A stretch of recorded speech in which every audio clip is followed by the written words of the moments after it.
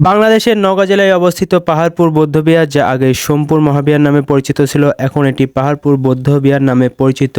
1985 সালে UNESCO world heritage site হিসেবে এটি স্বীকৃতি পায়। এটি শুধু বাংলাদেশেরই গর্ব নয়, পুরো দক্ষিণ এশিয়ার ইতিহাসের এক অমূল্য নিদর্শন।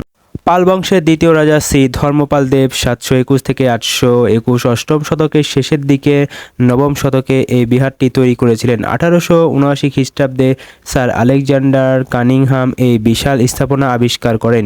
ইউনেস্কোর মতে পাহাড়পুর বৌদ্ধবিহার দক্ষিণ হিমালয়ের দ্বিতীয় বৃহত্তম বৌদ্ধবিহার। আয়তনে এর সাথে ভারতের নালন্দা মহাবিহারের তুলনা করা যেতে পারে। এটি 300 বছর ধরে বৌদ্ধদের অতি বিখ্যাত ধর্ম শিক্ষাদান কেন্দ্র ছিল। শুধু উপমহাদেশের বিভিন্ন স্থান থেকেই নয়, বরং চীন, তিব্বত, মায়ানমার, মালয়েশিয়া, ইন্দোনেশিয়া এবং কম্বোডিয়ার প্রভৃতি দেশের বৌদ্ধরাও এখানে ধর্মজ্ঞান অর্জন করতে আসতেন।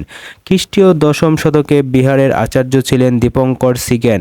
1895 খ্রিস্টাব্দে ইউনেস্কো এটিকে বিশ্ব ঐতিহ্যবাহী স্থানের স্বীকৃতি প্রদান করে। প্রতিদিনই বাংলাদেশের বিভিন্ন দূর দূরান্ত থেকে দর্শনার্থী চলে আসে এই সৌন্দর্য উপভোগ করতে। তবে সপ্তাহের ছুটির দিনগুলোতে বেশি ভিড় হয়।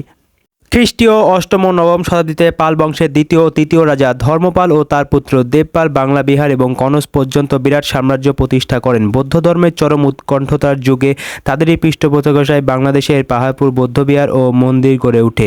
ঐতিহাসিক ও ভৌগোলিক কারণে এই বিহারটি ধ্বংসস্তূপে পরিণত হলেও আজও এই অপূর্ব বিহারটি এশিয়ার সর্বশ্রেষ্ঠ বৌদ্ধবিহার।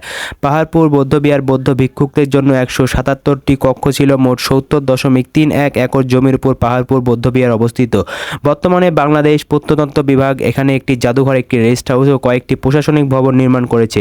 1934 খ্রিস্টাব্দ পর্যন্ত খননের ফলে প্রত্নতত্ত্ব বিভাগ এই বিহারের পূর্ব দিকে সত্যপীরের ভিটা ও মন্দিরের চতুর্দিক বিস্তৃত কক্ষগুলো ও সমুদ্র প্রত্নাবশেষটি আবিষ্কার করেন। এর মধ্যভাগে প্রধান বিহার এবং তাকে ঘিরে 198টি বাসযোগ্য কক্ষ, বিস্তৃত প্রবেশপথ, অসংখ্য বিনোদন স্তূপ, ছোট ছোট মন্দির পুরাস্কৃতি রয়েছে। মন্দিরটির উত্তর দক্ষিণের দৈর্ঘ্য 357 ফুট, প্রস্থ পূর্ব পশ্চিমে 314 ফুট।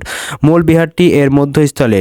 সন্ধ্যাবতী এখানকার রাজার কন্যা ছিলেন। আকর্ষণীয় স্থাপত্য, বিশাল আয়তন ও ঐতিহাসিক গুরুত্বের জন্য পাহাড়পুর বৌদ্ধবিহার আজ বিশ্বের অন্যতম প্রাচীন সাংস্কৃতিক ঐতিহ্য হিসাবে সম্পৃক্ত। সম্প্রতি এটি ইউনেস্কো কর্তৃক বিশ্ব ঐতিহ্যের তালিকাভুক্ত হয়েছে। পাহাড়পুর বৌদ্ধবিহারে 63টি মূর্তি দেখা যায়। মন্দিরের গাত্রে বহু জীবজন্তুর মূর্তি রয়েছে। মূল ভূমি থেকে বিহারটি প্রায় 72 ফুট উঁচু। পাহাড়পুরকে প্রাচীন নালন্দা বিশ্ববিদ্যালয়ের মিনি সংস্করণ বলা যায়। এটি বহু বছর ধরে এখানে বহু দর্শনার্থী, দেশি বিদেশি বিভিন্ন পর্যটক আসে এবং এর সৌন্দর্য মণ্ডিত করে।